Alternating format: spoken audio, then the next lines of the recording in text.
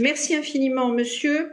Nous sommes enfin à la mise en œuvre des dispositions environnementales de la future politique agricole commune. Il faut bien dire qu'il était temps, tant les agriculteurs européens l'attendaient pour envisager leur avenir et surtout leurs investissements.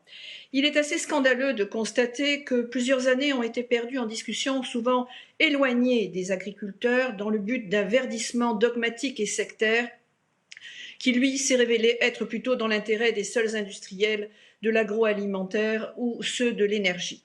Alors certes, le respect de la biodiversité et du changement climatique incombe pour partie aux agriculteurs et aux éleveurs.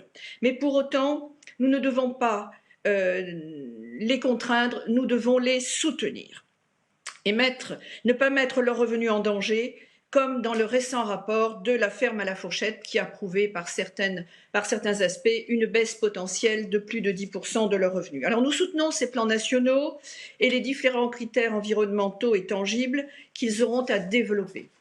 Il en va de notre autonomie alimentaire et de la sécurisation du revenu des agriculteurs. Ma question est la suivante.